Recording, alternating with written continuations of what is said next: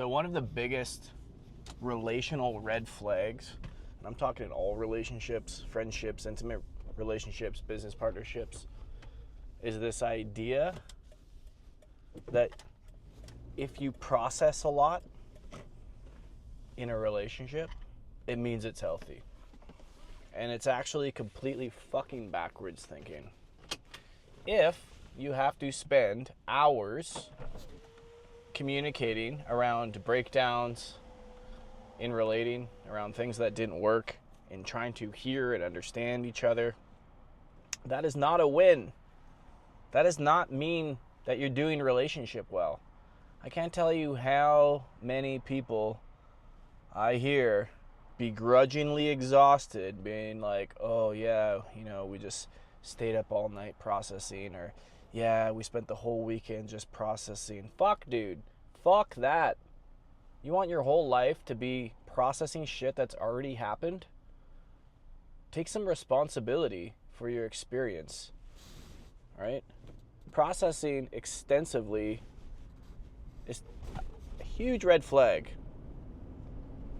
It means that you don't have the capacity to meet yourself. I can pretty much guarantee that if you looked at the hours that people process in a relationship, like how many hours they've spent processing, there would be a direct correlation with the success of that relationship. Like, the more hours you process, the less long that relationship will last. Because these are people who are essentially playing out their mommy and daddy issues, their childhood wounds, endlessly, trying to get something from the other person. Once you share your experience, your side of things, you don't really need to keep talking about it. Literally, a conversation can be as simple as, hey, I'm feeling a little upset when you did this. It made me feel this way. I felt this way. The other person listens. Oh yeah, that makes sense. Well, is there anything you need from me?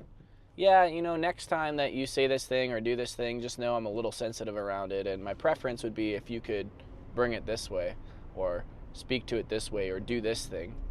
And then the other person can say, yeah, I can agree to do that. Or they can say, you know what, actually that doesn't work for me. And then the two of them have information as to whether that's something where the relationship needs to go separate ways or not. But fighting for someone to hear you, fighting for someone to see you, to acknowledge you, to do something that they don't want to do, it's absolute waste of time. You let people know, hey, this thing happened, it wasn't my preference, then they get to decide what they do with that information. But 90% of the time, people are just going back and forth, hashing out old fucking wounds. It's so boring. There's so much more to life, and they get absolutely nowhere. All they do is get exhausted, and I can't tell you how many men I know in particular, who, including myself for many years, who completely exhaust their resources, waste so much of their life, so much of their time processing. We need to process this. No, you don't. You need therapy, motherfucker. You need help. You don't need more processing. You need to listen more. That's the key. So if you find yourself that you're stuck in a dynamic, and I'm talking about all dynamics, but it especially shows up in intimate relationships.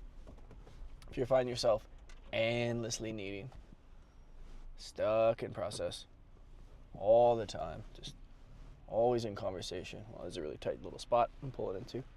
If you find yourself here, concede. What do I mean by that? Just learn to listen more. Don't try to be right. Don't try to be endlessly understood and heard. Notice where you're projecting your little boy and little girl wounds on this person. Being like, oh, they really need to get me because mommy didn't get me. And go get fucking therapy. Because guess what? The door to having your needs met by another human being died.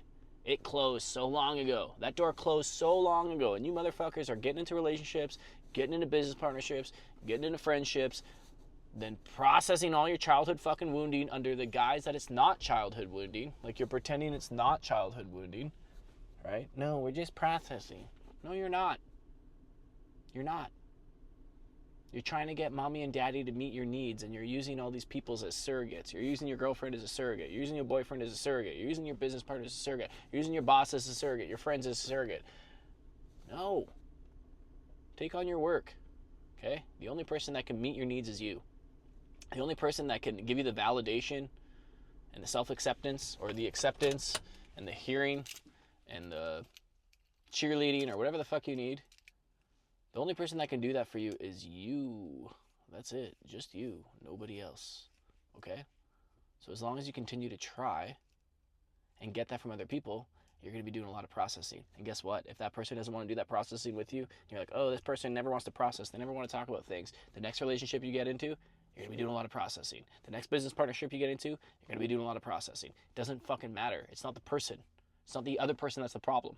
It's you. And the same goes for if you're with somebody that wants to do a lot of processing. Also good information. Set a fucking time limit. Be like, hey, you know, I'm really not available for this anymore. Right?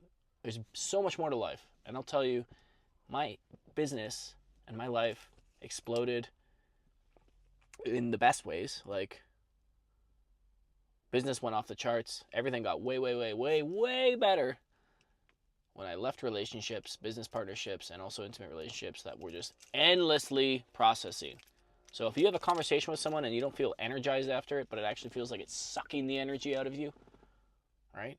Or it feels like, okay, I feel like I've rehashed this and repeated, or we keep going back into the same conversation over and over again, and you're like mentally and physically and spiritually exhausted from doing those conversations or having those conversations again and again and again and again, act on that, because that's not going to change, right? Do something different. That's all I got for you today. But if you do that, it'll change your life. All right? I'll see you later.